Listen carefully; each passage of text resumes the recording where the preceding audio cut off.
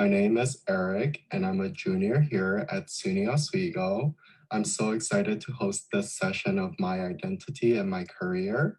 Throughout this Instagram Live, I'll be talking with an Oswego alum about how they've come to an understanding of their identity throughout their career. In addition, they'll be offering students advice for students that are also currently navigating their career paths. I hope that this session could assist every single one of us with kickstarting and further navigating our own individualities. So if you enjoy hearing their story and our conversation, a different alum and student will be doing this series every Thursday night in January as a part of the Imagine 2021 program. Check out the link in the bio for more information. So before I introduce you to our awesome alumni, I want to tell you a bit more about myself. I am an accounting major with a minor in economics, and on campus I'm involved in numerous of organizations, including Accounting Society, Phi Beta Lambda, Oswego's Pride Alliance, and Alpha Phi Omega. In addition, I'm a resident assistant for Sheldon Hall and a member of Beta Gamma Sigma's Honor Society. Tonight, I'll be speaking with Femi, who graduated Oswego's class of 2015 and majored in public relations. So once Femi is here, if you're in the chat, can you request to join once you're ready? And we'll get the conversation started.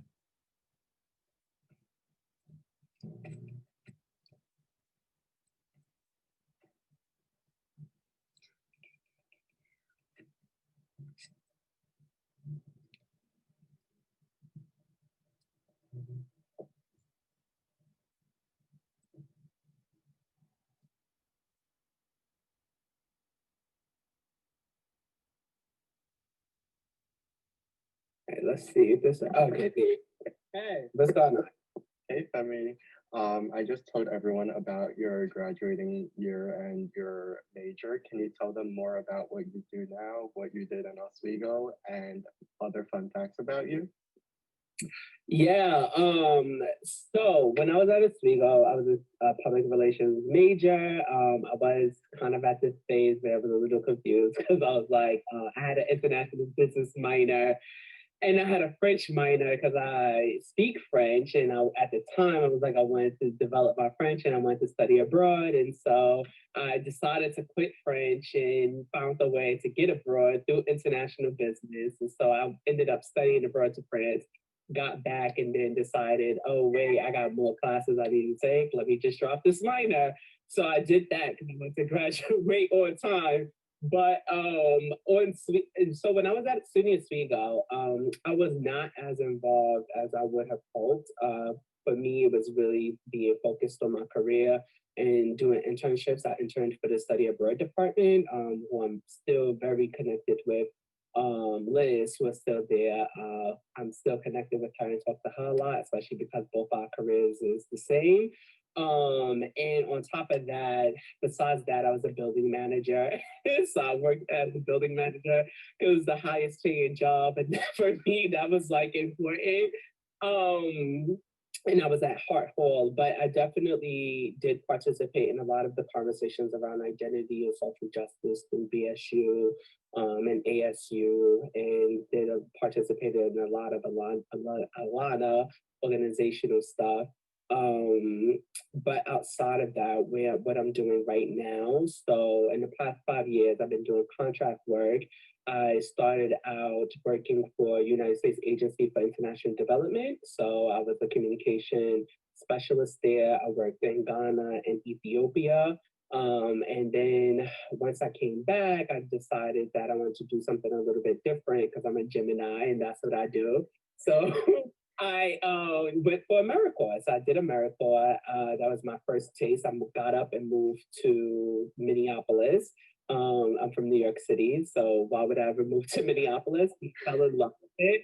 I was a case manager and I worked with a lot of students there. I worked with a caseload of 30 plus more students working on attendance, behavior, co-academics, traveling to homes, trying to figure out why students are not a part of why they're not coming to school. I did a lot of professional development through that, like teaching refugees through Minnesota Literacy Council. And I fell in love with teaching through that. So I decided to get my teaching license.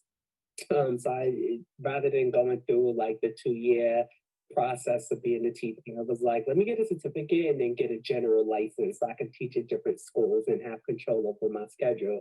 And so I did that. And then I had gotten into ESL and was teaching theater in Spanish in different schools, just traveling and doing professional like service learning projects, project-based learning projects with young people. Then I decided to go and do Peace Corps. So I went to Peace Corps Ecuador because I wanted to learn Spanish. And so I went to Ecuador, met some of my lifelong friends who here in California with me, they convinced me to move to California. So I was like, you know what? I did Peace Corps, loved it, came back, started teaching again. And after a while, I decided I wanted to go to grad school. And so here I am. I'm at the Middlebury International Institute in California, studying international education management. I'm graduating. It's a 1-year program, so I'll be done in May. And right now, just some fun facts about me. I'm an artist.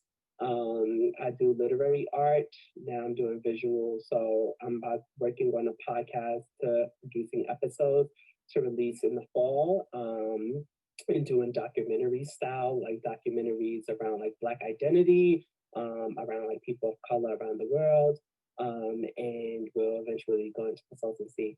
And that's part of my art. And I like the bike rides. I'm a cyclist.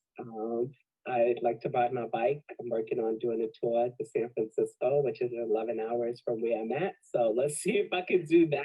I'm training for it, and I have not yet served, but I'm hoping to serve if I can. And so that's a little bit about me and where I come from and what I'm doing these days. That's amazing. It sounds very adventurous. So thank you so much. And as you know, I have some questions for you. And for anyone that's watching this Instagram Live, feel free to input questions for Femi.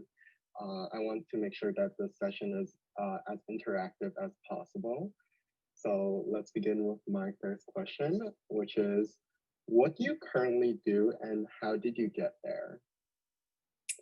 So, currently I'm a student. So I'm a student like many of y'all, but previously I was a teacher. So I will talk about how I got there and how I did this career change. So teaching was never a part of my plan. And maybe as a little kid, I've always wanted to be a teacher, but when I first got into college, I went to community college. So I am a transfer student to SUNY Oswego. I transferred in 2013, but I went to community college, Sullivan County Community College.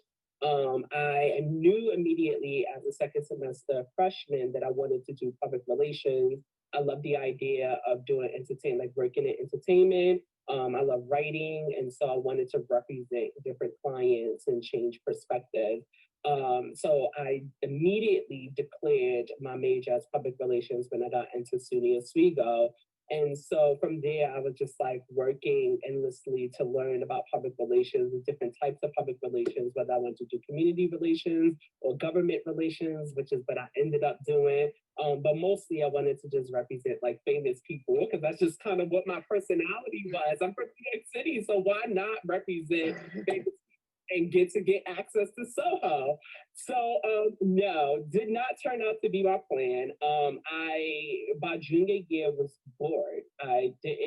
What was really boring for me was that public relations, I had a professor, I don't think she's there anymore, but she was also my advisor. And she said to me, public relations is one of those high demanding fields where if you are on break, people are still going to call you and you have to answer. And me, when I tell you I deeply value a work-life balance, I do not like the idea of being off 2 weeks.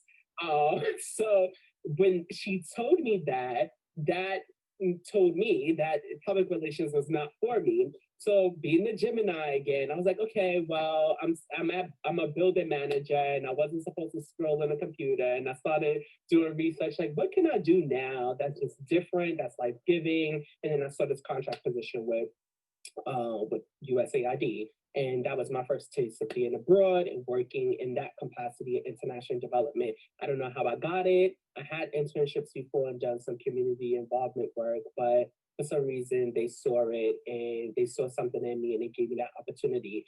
That shifted my trajectory. From there, I decided that I wanted to be a diplomat. So I had networks, I got mentors till this day who work in different federal agencies. I continue to do some work around it, studying for the foreign service exam. I speak French, so I'm like, great.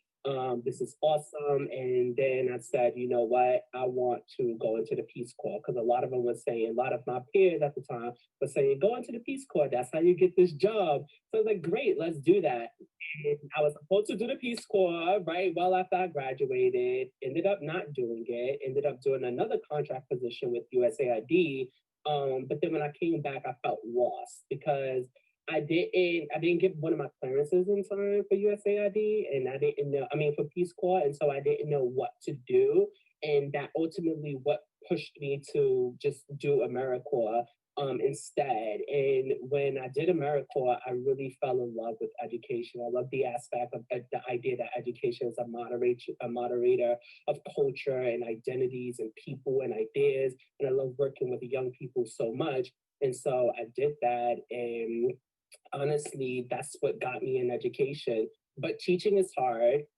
It's probably the most hardest thing to do because of the federal policies and state policies. And oftentimes it really affects the way you show up for the kids. And I love the kids. And, you know, the question that came from me is either you like it or you love it. If you love it, you stay as a teacher for 10 years. If you like it, you give yourself 5 years max. And for me, I was like, I love it, but I don't love it enough to stay for 10 years. And so what I do love is traveling. I love culture. I love people. I love languages. I love feeling uncomfortable. I love when my identity is challenged. And so I knew that I went back to my memories of SUNY Oswego and studying abroad. And I was inspired by Keith, who used to be the associate director at the time, who's not there anymore. I think he might be at Fredonia, I'm not sure, but he was at RIT. But Liz is still there, who I'm still in contact with.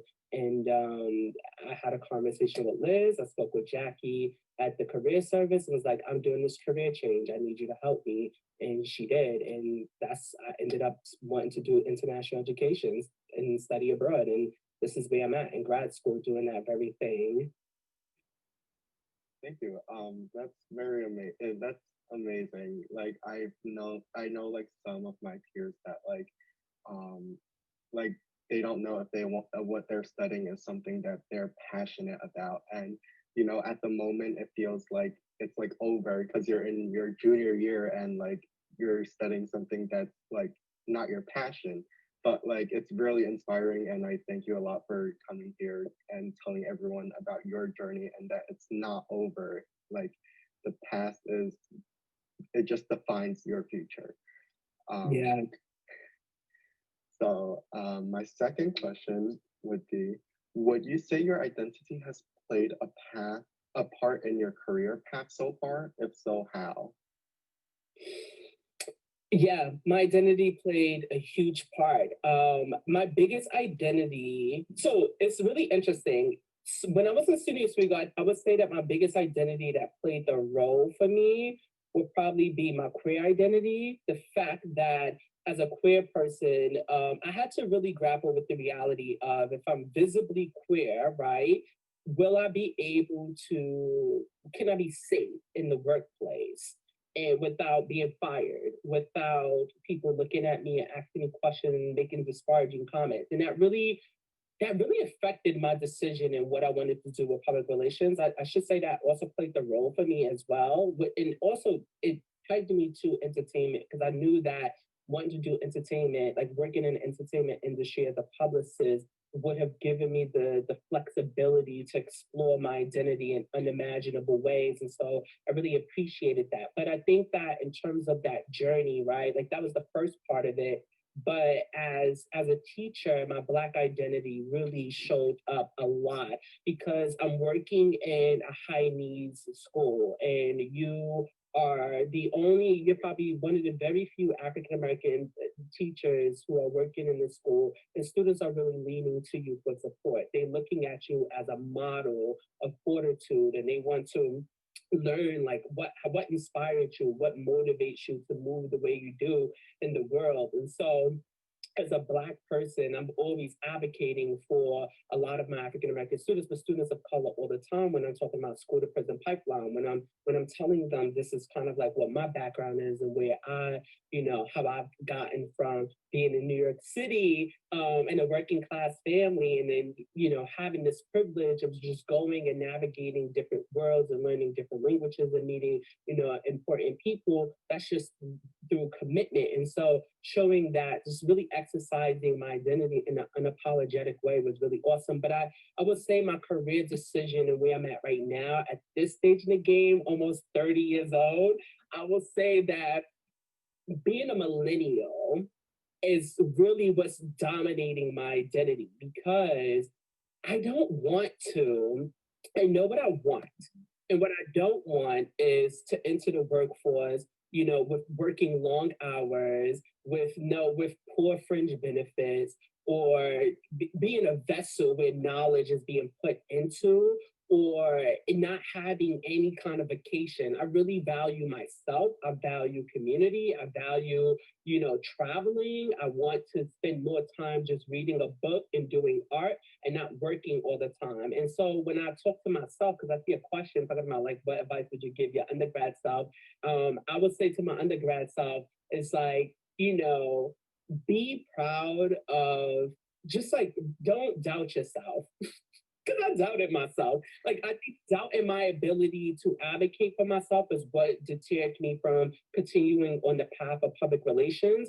But you know what? It's kind of a gift, because it forced me to explore, these other identities that I have. And it put me in a place where I had to ask myself, what is it that you want? And how are you going to show up for yourself in the space with people who thinks differently, or who comes from a different generation from you, a different racial background, who has a different walk of life or perspective that may not necessarily accommodate or respect your own space and identity. And so that's kind of like the different identities that I've exercised at different points in my life that really shows up in my career right now as the Black queer millennial, just like, la, la, la, do what I want, not being bothered by anything, just saying it's my career. I get to decide what I want. And that's the attitude I took in grad school.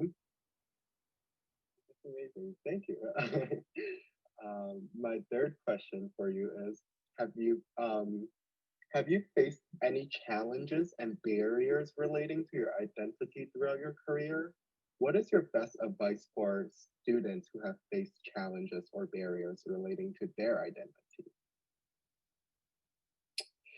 So I did. I really did. So this is a funny story. So two identities that really shows up for me in this one particular story that was a barrier: one in being a young person, so millennial, a young teacher, and two, being African American. So I used to, during my AmeriCorps service, I was working in school, and like I said, I had to really, like, I'm working with young people, and so I'm advocating for them, and I'm working in a school that's mostly white in a predominantly African American neighborhood, Black neighborhood. And I remember specifically is this word we use in education called school to prison pipeline. When we suspend students, especially students of color, we're putting them through a pipeline that will put them in prison. Because these kids are not going to want to come back to school. They're going to want to hang out in the streets. They feel disposed. And so I'm at this equity meeting where I'm talking about restorative justice and how we need to, rather than trying to suspend students or kick students out, we need to really have conversations with students, give them autonomy, ask them what it is that they want, build intentional relationships with them. And here I'm in this room full of white people, and I'm talking passionately. But of course, when you are a person of color and you're talking passionately, you're Black, then you're angry, and it's misplaced, right? They mischaracterize your passion for anger, and for them, a lot of them was like, well, we felt threatened, we felt very uncomfortable because it felt like you were saying that we were part of the problem. They didn't think about having a conversation with me. They didn't think about saying, perception check and saying, hey, Femi, when you have mentioned, like, talked about school to prison pipeline and how as white teachers we need to step up, like, what did you really mean by that? Do you feel like we're part of the problem? They didn't give me due process. What they did instead, they went to the principal and launched a complaint, which in turn the principal went to my supervisor and said to my supervisor, we don't want him there anymore. Now, of course, my supervisor was super supportive of me, and she loved the work that I was doing. And the kids really loved me. And my supervisor found me a different place to be, but that was really hard because it's with these kids, especially when you're a caring adult and you show up and you really advocate for them, to have that ripped from them is really sad. And I've seen my kids till this day. Some of them now they joke around with it, but before it was just like, why did you leave? There was no explanation to why I left. The principal didn't even give them that. And also, I wasn't taken seriously. My ideas on what racial justice and transformative justice looked like was not taken seriously because I'm a young teacher, a young practitioner in AmeriCorps, and they felt, and there's a lot of hierarchy through the union, through teacher unions, where there was like, wait your turn. You're always told to wait your turn. And when you're in an institution that's mostly white, they don't give you the agency to really impact other students. And so those are two barriers that I definitely face all the time. And I will say that another barrier is being queer. But this time, being queer and being in the Black community, because it's still hard to have those two identities together.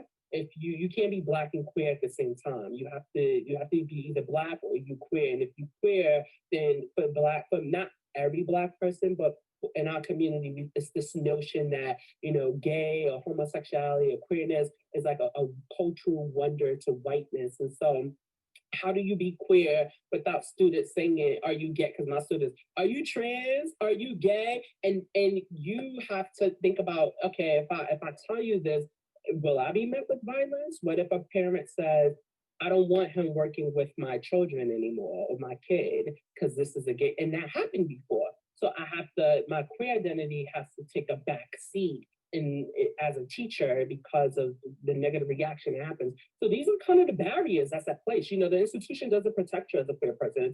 A student can say, and it happened before, not with me, but a student can say, well, this teacher was flirting with me if they get mad. The institution will not, if you're Black especially, or a person of color and you're queer, the institution, the school system will fire you just like that. They're not going to even give you due process. So that's a barrier as well, and something we have to think about. I hope that answered your question. That was a long, yeah, thank you. So also, like, do you have any advice for students that are also facing like challenges and barriers relating to their identity? Yes. So first of all, please find your community, find your tribe. That is so, so important. I would tell you right now, here being in Middlebury, we had a situation where someone in a powerful position had made a disparaging comment about Black students in an email, and we're working in a white institution, right? So it's kind of hard when you're by yourself and you don't know who to really talk to. You don't know like how you can affect change. And for me, I was really moved by the community, the outpouring support that I had from like friends in the community who are also people of color, who's also ready to be called to action and affect change. And I can't stress this enough, but community is so important, especially if you're organizing in the workplace and you're trying to affect change. You want to find people who really support your ideas, who really support you as a person and love you unconditionally, who's willing to go there with you, take the fight to the system to really change it if there's any type of injustice. I will also say, like, this is something that I think a lot about too, but we are also at a place where we have like be unapologetic and know what you want and don't settle for less. As a student, be that way because I'm like that as a grad student. I won't accept anything as truth. I will always challenge that because I'm a professional. I'm not a student, I'm a professional, right? So you have to come in with, I like to say to my friends, I'm Beyonce. I was like, can't nobody be Beyonce but me. I'm Beyonce, and I am like, you're not gonna tell me what to. No, but seriously, really know what if you know what you're talking about, do not waver.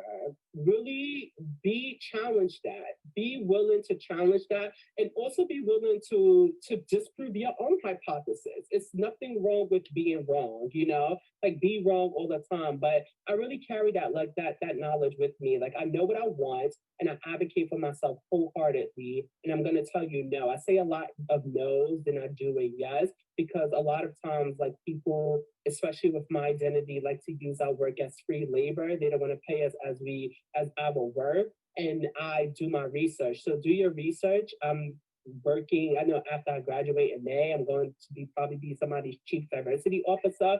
I already know how much they make. I tapped into my communities of people of color who are working in this industry is telling me this is how much you should be making as white people are making. And that's the information I'm taking to the negotiation table. And I'm not wavering that. This is what my experience is. You can't define what that experience is for me because this is how I interpret it and this is who I am. And so that's the kind of advice I would give you. And I will also say take advantage of professional development. I'm probably not as ambitious as I was before because I take a more like California laid back type of way. But be hungry because I was very hungry. As you can see, like I have so many different certificates. I have lived in different continents, traveled in the world. Nobody can tell me no. I did it because I wanted to, because I wanted to have opportunities that I knew that was going to be available in education and in government, which is around language and travel. So take advantage of that. If something free, do it. If you can get it paid, ask for it, and so do that. Because I have so many certificates and like licensures just because I was like, yep, I'm going to do that and I'm going to do that. And it's going to all come around beautifully in a package that's going to make me a candidate worth hiring. So yeah, that's the advice I would give you. Thank you. Yeah, that's very like drawing back about the whole teacher thing and your identity. Like, I think that you're like really brave and courageous for what you've done because like it's hard knowing that these a part of your identity could get you fired or something, and sometimes doing the right thing is hard because there's consequences. And I'm just like so happy that everything worked out for you at the end. And it's really inspiring for everyone who's like watching this right now. See that like there were like low points and then like who you are now, traveling and doing amazing stuff. So thank you. Have multiple plans, y'all. I got like 10 different backup plans. I got like 10 different backup plans. I tell you, when something happens, I'm like, son of me, that's life. I'm just gonna do something different. And that's like, yeah, don't take yourself seriously, honestly, y'all. Just really find joy in life and just take it one step at a time because time is not linear. I've learned that on my journey right now. It's not linear at all. When I was in Oswego, I was like, I need to have this job at this time. I need to get a house, which I don't want. I don't want a house at all because who said you need to have a house? That's the only way to build wealth. You can have investments, you can do X, Y, and Z. So, like, don't look at time as step A, step B, step C. Just like you get there when you get there, it's so many different doors that you can go through just to get to where you need and take your time with it because I tried to rush through things and that wasn't the best way of navigating life. And it wasn't good for me to try to get from point A to point B. I don't live that life anymore. It's boring. And it's liberating. It really is liberating because a lot of people in my life stress out over trying to get, like, when they don't get something. And for me, I'm like, it's probably wasn't meant for me, and that's okay. I'm gonna continue to do something else that's exciting and life-giving. So for everyone that's newly joining us, if you have any questions about identity or career, just feel free to type it in for Femi, so we'll answer it. And my last question for you is, why is it important for an individual to reflect on their identity? And what value has that reflection brought to your professional life? Ooh, this is a really good one. So why is it important to reflect on your identity? That's a very loaded question. What's it a good loaded question though, not a bad one. Why is it important to reflect on your identity? So one one thing that I would say is that it's important to reflect on your identity to remind yourself of who you are and where you come from. I'm an activist, I'm an organizer, I'm a teacher, I'm an artist. And I think one of the things that scares me is that in the society that we live in is that we get socialized into thinking that we have to like have wealth and we have to like move up the ladder. And I oftentimes get afraid of if I forget who I am, then I lose a piece of my humanity and I start to simulate and adopt an identity that can be harmful towards others. And I think reminding myself of my identity and where I come from is a way of practicing harm reduction. It's a way of having empathy for others and really like building solidarity and community with so many other people. So I remind myself of my identity in that way and why I do this work. And what motivates me. Another reason for me to have this identity, like why I reflect on my identity too, is just because I think about like how each of these identities in many ways like has so many like our identities have pros and cons to them. Oftentimes like I am an able-bodied queer person. I'm visibly male and I have advantages that many of my girlfriends wouldn't have, many of my disabled friends wouldn't have. And I have to reminding myself of reflecting on my identity is what's motivating me to create structures or opportunities or create space for those type of other identities to have, to take up, to take residency in and to be someone and to be bold and audacious. And so I really feel like it's important to remind yourself of that because reflecting your identity really anchors you to yourself. It really anchors you to a place of belonging, which is like who we are at our core. And when you lose that, then you tend to lose like sight on your mission in life, and you tend to lose sight on just kind of what drives you and what connects you to people. So that's what I would say. Why it's important to reflect on your identity. Okay, thank you so much. So I see a question in the chat, and someone asked, do you have any advice for students who are still trying to figure out their career path? What career path is best for them? Ooh, I got like two different devices. No, so if you figure out your career, it's so funny because I was like a contract. I was actually a career advisor for young people in this Minneapolis city program. But if you, so this is what I would say. Don't worry about your weaknesses. I think it's a myth when people say try to like work on your weaknesses. That's very individualistic. We collectively have a shared responsibility in affecting, society, affecting culture and policies. I will say play to your strengths. What are you good at? And I would think about your personality. So for me, as you can probably tell, I'm an extrovert. I love being around people. I love learning. I'm just naturally curious. And I had took the Myers-Briggs, and the Myers-Briggs actually told me that same thing. I think I'm an ENFP, if I'm not, yeah, ENFP. I'm very emotional too. And I had to really think about, through that, I've learned that I'm futuristic and I'm creative and I am someone who likes to interact with people. And I knew when I knew that, once I knew what kind of personality I had and what kind of careers I can be in, I really played to that, to those strengths. I started looking at careers that I feel like would accommodate my personality. If you are not someone who likes numbers and sitting in the office, then maybe being in the office or being an accountant is not for you.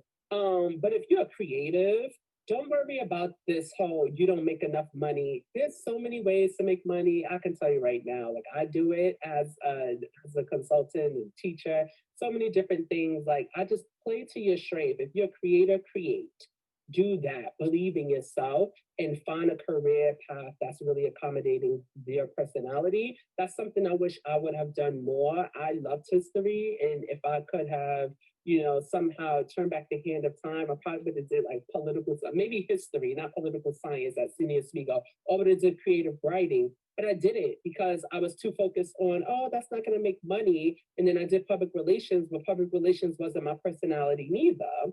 So I probably would have did education or history, the things that or philosophy, things that really spoke to my soul and who I am as a person. So that's my advice to you. No, learn yourself, learn about yourself. What is your personality? What brings you joy? What do you like to do when you're by yourself? How do you spend your day? Take those things and connect it to a professional career. You'd be surprised at what you're connected to. And just go out and try it. Experiment. It's nothing wrong. The worst that's going to happen is somebody tells you no. And so just experiment. If it doesn't work, try something else. And so that's what I did. I experimented and I ended up here. But by that time, it was too late because I was a junior already and I didn't want to stay in college anymore. But if you are a junior, then try to find skills that will transfer over into this new industry that you're willing to explore. If you are a first year student or a sophomore, then I would encourage you to really think about who you are as a person and really just play with that and take up different classes. You'd be surprised at what you like. Because honestly, if I did that, and man, I love so many classes I took during my senior year. So that's the kind of advice I have for you. Someone else in the chat asked, what country did you enjoy living in the most, and which has influenced you the most in your identity today?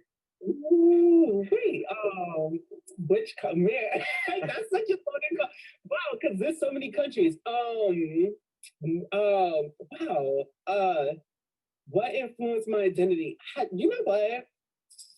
I would say I would say Ethiopia. So let me tell you, funny story is that I thought I wanted to live in France. I was like, oh, I just want to be in France. I was young. I was like 17. I want to be in France amongst the beautiful people and speak French all day and get a citizenship. I was just like definitely drinking the Kool-Aid and I was going through some things, but let me tell you, I got to France and I loved it. I enjoyed it. But what really brought me joy? Being in Ethiopia. That really influenced my identity because Ethiopia, Addis Ababa is just such a beautiful city. The food is amazing. The culture is just very different from West African culture and the work that people are doing. And what I really loved is I loved how people just like break bread with each other, how they invite you into their homes, they invite you to have coffee because coffee originated in Ethiopia, and how they do things together. And that's something that really impacted my identity.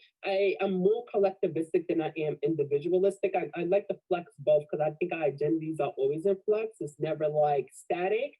But Ethiopia really taught me what it meant to be in community with people, and I took that with myself and built a community. And I still practice a lot of different things from Ethiopia, but every country I go to.